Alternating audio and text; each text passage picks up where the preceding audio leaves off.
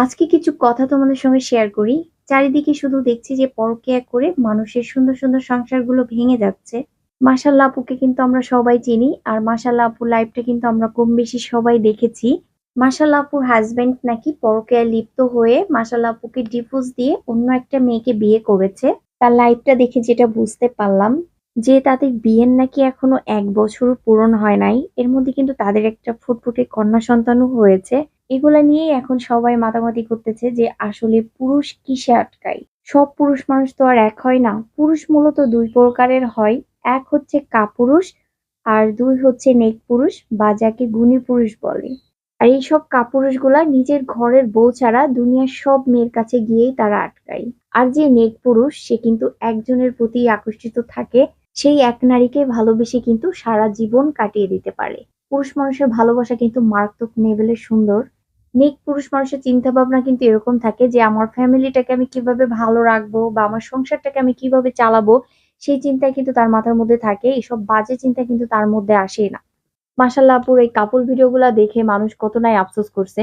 Social মিডিয়ায় আসলে আমরা যেগুলা দেখি বাস্তবে কিন্তু তার পুরোটাই উল্টা। ছেলেদের আর মেয়েদের একটা পার্থক্য আছে। ছেলেরা হলো পাওয়ার আগে বেশি ভালোবাসে আর মেয়েরা হলো পাওয়ার পরে বেশি ভালোবাসে। আমার হাসবেন্ডের সঙ্গে যখন আমরা সবকিছু ঠিক থাকে তখন কিন্তু ও আমাকে অনেক কেয়ার করে, অনেক খেয়াল রাখে এবং পরবর্তীতে যখন ওর সঙ্গে আমার ঝগড়া লাগে তখন কিন্তু আমি কি খেয়েছি কিনা সেটাও কিন্তু জানারও প্রয়োজন মনে করে না। তো সেজন্য আমি ওকে নাম দিয়েছি ৩ ভূত। কারণ ও মাঝে মধ্যে রূপ চেঞ্জ করে সে কারণে। যাই হোক, টুকিটাকি ঝগড়া ঝামেলা কিন্তু সব স্বামী-স্ত্রীর মধ্যেই হয়ে থাকে। মাশাআল্লাহ আপু লাইভে কিন্তু এরকম কিছু একটা বলেছিল যে তাকে তার হাসব্যান্ড এতটাই ভালোবেসেছিল এবং এতটাই তাকে যত্ন করত যে সে তাকে অন্ধর মতো বিশ্বাস করত। সেই অন্ধর মতো বিশ্বাস কিন্তু আজকে তার কাল হয়ে দাঁড়িয়েছে। আপুটা কিন্তু মানুষ চিনতে ভুল করেছে এবং ভুল একটা মানুষকে জীবন সঙ্গী করে বেছে নিয়েছে। আরেকটা কথা না বললেই নয়, এই যুগে এসে ২০২৫ এ এসে এখনো কিন্তু মেয়েদেরকে শুনতে হয় যে, "তুমি মেয়ে কেন জন্ম দিছো? সব দোষ তোমার।" মাশাআল্লাহ আপুর শাশুড়ি নাকি তাকে এই কথাগুলো বলতো। সেই শাশুড়ি মনে হয় ভুলেই গিয়েছে যে সেও একটা মেয়ে।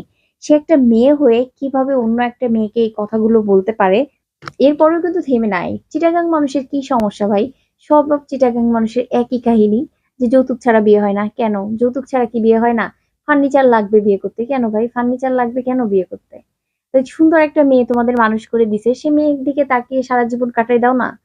না তার ফার্নিচার লাগবে। তো ফার্নিচারই যখন লাগবে তাহলে ফার্নিচারের সাথেই বিয়ে করা উচিত ছিল। মেয়ে শুধু, শুধু মেয়েটার জীবন নষ্ট না করে ফার্নিচারের সাথে বিয়ে করে থাকতেই পারতা। কতটা নিচু মাইন্ডের লোক হইলে মানুষ এই কথাগুলো বলে। এই যুগে এসে এখনো মেয়েদেরকে এই যৌতুক নিয়ে কথা শুনতে হয়। মেয়েদের সঙ্গে, সঙ্গে মেয়েদের ফ্যামিলির লোকজনেরও কিন্তু এগুলা ছাপার করতে হয়। মাশাআল্লাহ আপুর লাইফটা দেখার পর থেকে আমার খুবই খারাপ লাগতেছে।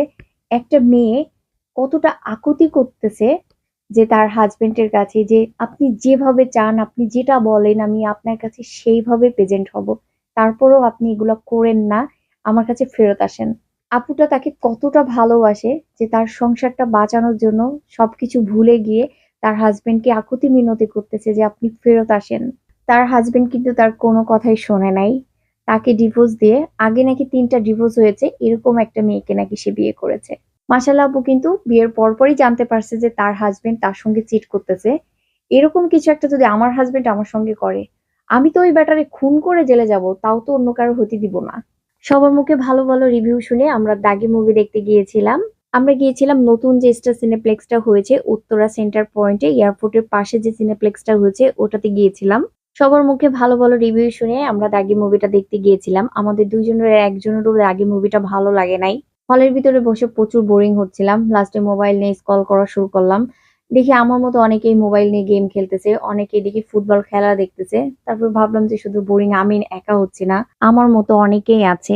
মুভিটার রেজোলিউশনও তেমন একটা ভালো ছিল না। আসলে এটা নাটক না মুভি বানিয়েছে আমি বুঝতে পারি নাই। এর থেকে সুড়ঙ্গ মুভিটা কিন্তু অনেক, অনেক ভালো ছিল। এই তো ছিল আমার আজকের ভিডিও। ভিডিওটি ভালো লাগলে আমার পেজটিকে ফলো দিয়ে চ্যানেলটাও সাবস্ক্রাইব করে দিও। তোমরা সবাই ভালো থেকো, সুস্থ থেকো। ভিডিওটি দেখার জন্য সবাইকে অসংখ্য ধন্যবাদ। আল্লাহ হাফেজ।